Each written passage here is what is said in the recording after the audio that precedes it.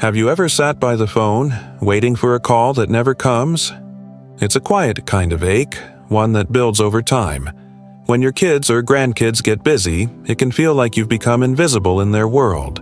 And while they may not mean to hurt you, the silence speaks volumes.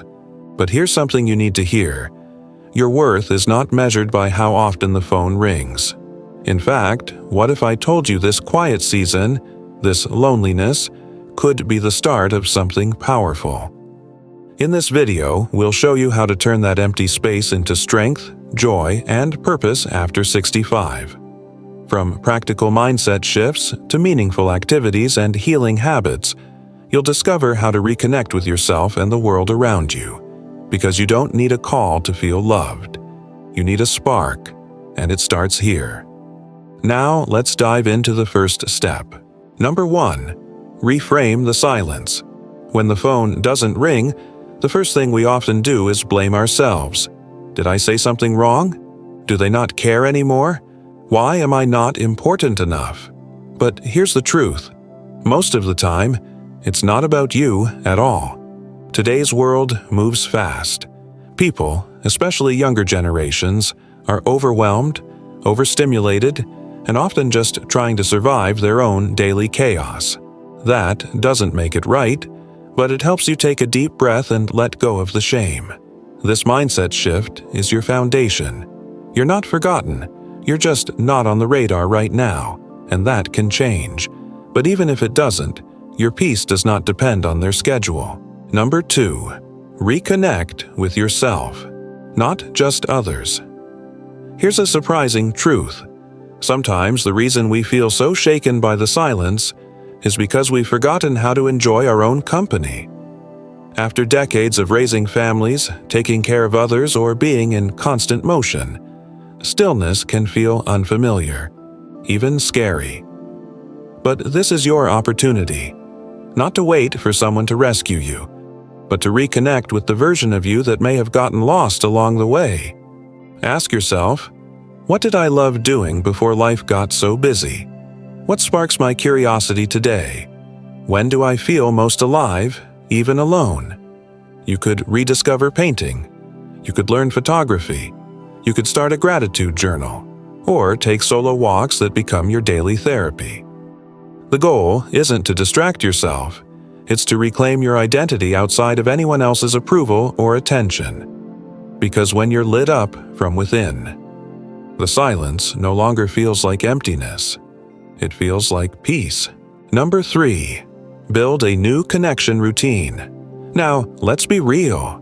We're wired for connection. But connection doesn't always have to mean a phone call from your kids. If the old routine of waiting by the phone is leaving you hurt, create a new one. Start small. Each morning, send a thoughtful message to one person you know, not to get something in return, but to build a habit of giving connection instead of waiting for it. Join a local class, volunteer once a week, start a regular tea hour with neighbors, or even comment regularly on a positive community online. The key is this: consistency builds relationships. And here's a bonus. When you have a full calendar of your own, you stop feeling so forgotten. You feel alive. You feel chosen by yourself. This is how you shift from loneliness to belonging, not by waiting, but by creating. Number 4. Turn quiet moments into healing ones. Silence doesn't always have to feel empty. In fact, when you stop seeing quiet as something to be feared and start seeing it as something to nurture, everything changes. That morning cup of coffee? Drink it slowly. No screens. Just presence. That walk you usually take in silence? Try listening to music that lifts your spirit, or better yet, just listen to the world around you.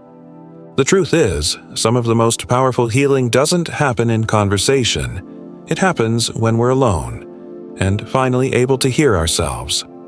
Instead of filling every gap with distraction, ask yourself, what do I need right now? What brings me peace? That's how quiet becomes your friend, and how loneliness turns into something softer, even sacred. Number 5. The truth about why kids pull away. It's easy to assume the worst. They don't care. They've forgotten me. But the truth, it's often more complicated and less personal than it feels. As children grow into adults, their world expands. Jobs, families, stress, constant distractions. It's not that they don't love you. It's that life has pulled them in directions they don't know how to balance. And sometimes, they carry guilt. They know they should call. But the longer they wait, the harder it feels to reach out. That's not your failure, and it's not always theirs either. What you can control is how you show up. With openness, not pressure. With curiosity, not blame. A gentle thinking of you text. A photo from your day. A short voice message just saying, "Hope you're doing okay." No expectations, just connection. Because love, even quiet love, is never wasted. Number 6. Rebuild your social circle after 65. When the phone doesn't ring, it's tempting to shrink your world. But this season of life, it's not the end of connection. It's the beginning of a new kind. You don't need a crowd, you need your people. Those who get your jokes, who care when you share something small, who check in, not out. So how do you find them? Start small, join a local walking group. Take that art class you've been thinking about. Volunteer once a week. Even a library book club can open new doors. Online communities count too. There are forums and Facebook groups full of people your age. Funny, wise, and looking for exactly what you are. Real conversation and a sense of belonging. Because here's the truth. You are not too old. You are not alone. You are not done making meaningful friendships. The key: stop waiting for others to reach out. Be the one who smiles first. Say yes more often. And slowly but surely, your circle will grow. Number 7. Create a routine that fills you with joy, even alone. When your days feel empty, it's not always the silence that hurts. It's the feeling that nothing is pulling you forward. That's where routine becomes powerful. Not the boring kind, but one designed around you. What lifts you up? What gives you energy? What makes you feel like you again? Start with a gentle rhythm. Wake up and open the blinds. Let the light in. Stretch your arms. Breathe deep. Make your favorite cup of tea or coffee and drink it slowly without distractions. Then ask, what's one thing today that would make me feel proud? Maybe it's a walk. Maybe it's tending the garden. Maybe it's trying a new recipe, journaling for 10 minutes, or calling that neighbor you always wave to. Create little rituals that anchor you. A weekly movie night, even if it's just you. Fridays for baking. Sundays for writing a letter by hand. When your days have meaning, no matter how quiet, they start to feel full again. And soon, loneliness has less room to grow. Number 8. Let yourself be seen. The power of sharing your story. You've lived decades of love, pain, lessons, and laughter. But when no one calls, it can feel like your story is fading into silence. Don't let it. Start sharing again. Not for others, but for you. Write your memories down, one by one. Record voice messages about your childhood or your biggest life lessons. Or simply speak them out loud as if someone is listening, because someone out there needs your wisdom, even if they don't know it yet.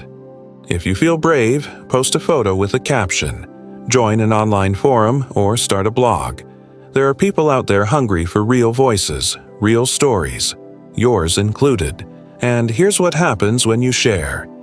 You remember that you matter, that your life still has depth, still has value, that even in quiet, your voice is powerful. You're not invisible, you're not forgotten, you're still here, and the world is better for it. If your phone doesn't ring today, it's okay, because your worth doesn't live in someone else's schedule. It lives in your breath, your steps, your memories, in the way you make your coffee, in the way you notice sunlight through the window. Loneliness after 65 is real, but it doesn't have to win. You can create connection. You can rewrite what your days feel like. So don't wait on a ringtone. You're not just surviving this chapter, you're shaping it. And maybe, just maybe, your quiet strength is the loudest love of all. If this video helped, share it with someone who might need it too. And if you haven't already, subscribe for more videos like this. Your voice matters, and I'm so glad you're here.